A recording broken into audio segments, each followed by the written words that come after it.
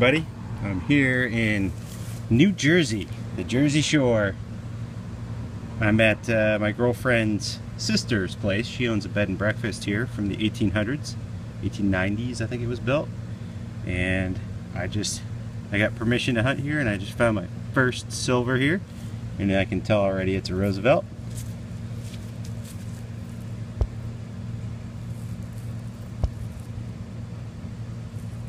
And looks like a 1947. Sweet. Alright, back at it, guys.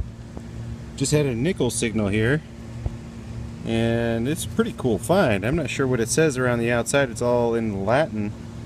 It looks like a button of some sort. Looking at the back, it had an iron backing to it. Not sure what the front is made out of. Maybe bronze? I don't know, something like that. Bronze or brass, maybe. Anyways, cool find. Everybody, back in Pittsburgh today, and just dug a low tone. I'm at one of the old pounded out parks. So I was going to go after these, and I thought when I saw it, it was, I mean, you can see how dirty it is. I thought for sure that this was just regular nickel.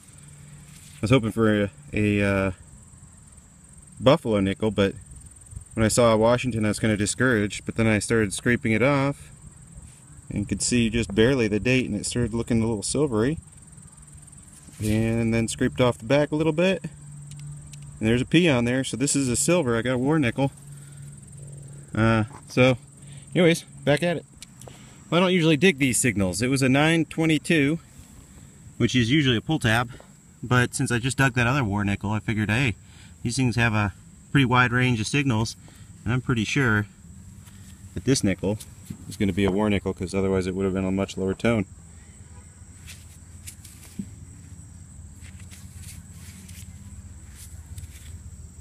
It's definitely got a little bit of a metallic sheen to it, so I'm going to think that this is probably a war nickel.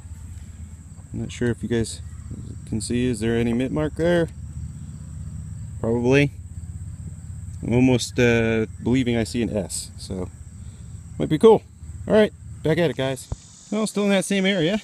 Within like 10 feet, I dug another 1946 nickel that was just a year off from being a war nickel a little bit ago.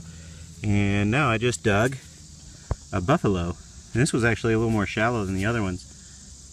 So not sure how that happened, but there you go. You can see the buffalo on there. I have no idea what year it is. I'll try to clean it up when I get home. Sweet. Hey everybody, out at the old pounded out park today. This is a deep one. I've dug about 5 wheat pennies in this area, and I knew that there was old stuff here, but it was really deep.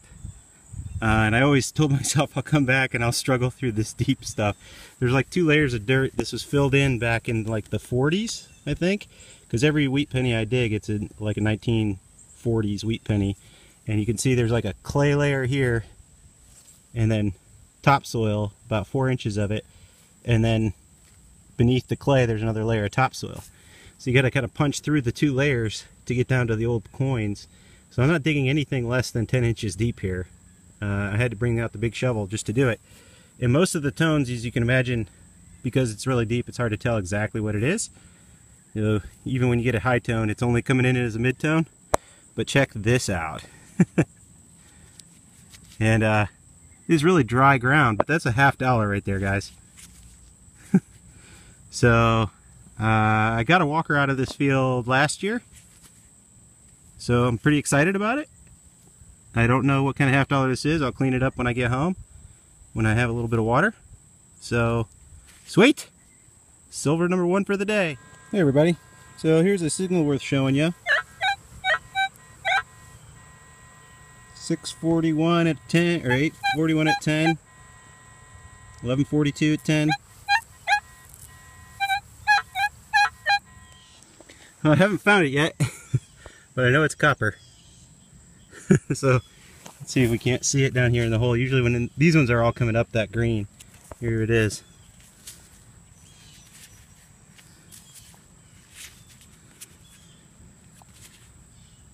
It's an old wheat penny. I'm sure it's a wheat. So they've all been wheats in like the 30s and 40s. Alright guys, well, I'll see if there's any other signals in this hole. It seemed to be a little bit of a higher tone than normal, so seems like I would have been a dime. Oh well. Back at it. About 4 hunts. Went out to the beach, Asbury Park, New Jersey. That's where I got these. Dug it up out of the sand. Got a little part to a rosary. Of course, some bottle tops. And was allowed to hunt my girlfriend's sister's bed and breakfast, which was like an 1800s home. And there I pulled this 1947 Rosie with a D mint mark.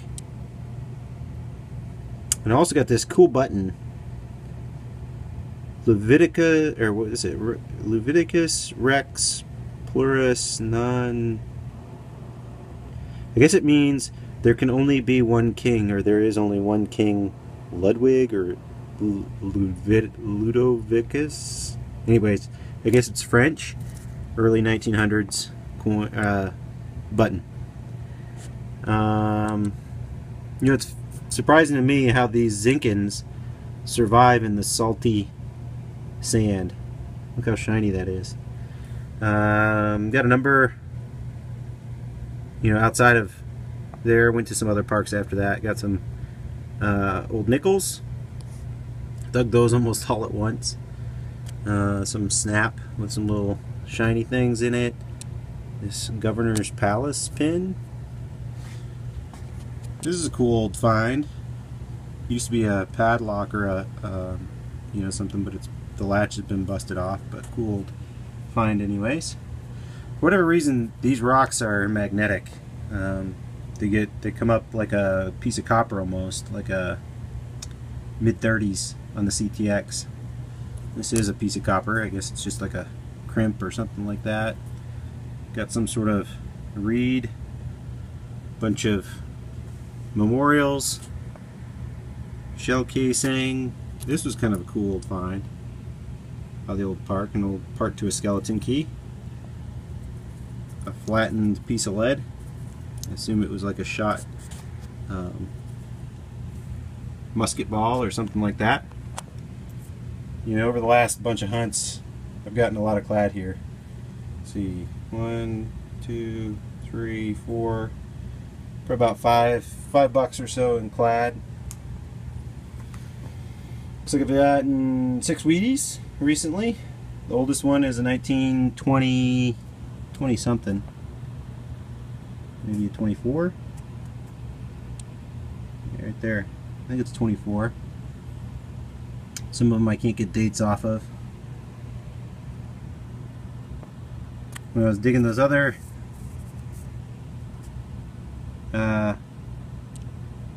nickels, I did find this cool buffalo nickel. I can't quite get it to focus. And I don't think I'm going to be able to get a date off of it. Looks like it ends in a 5, so it's a 19 something 5. I'm going to guess it's a 25. Here's the back. And when I found those, I also found these. 1943 P and a 1944 S. So that's pretty cool. I don't know that I found them with the S mint marks very often. The cool war nickels. Find of the day for me. So you saw it, it was dirty. Here it is cleaned up. It was a Franklin, 1953. It's got like some sort of black crusty stuff that I can't get off. And it's a D mint mark. You can see it right there at the top of the Liberty Bell. So 1953 D half. This is my first Franklin. It's pretty awesome. Alright guys, that's the wrap up from the last like 5 hunts. Hope you're doing well. Good luck and happy hunting.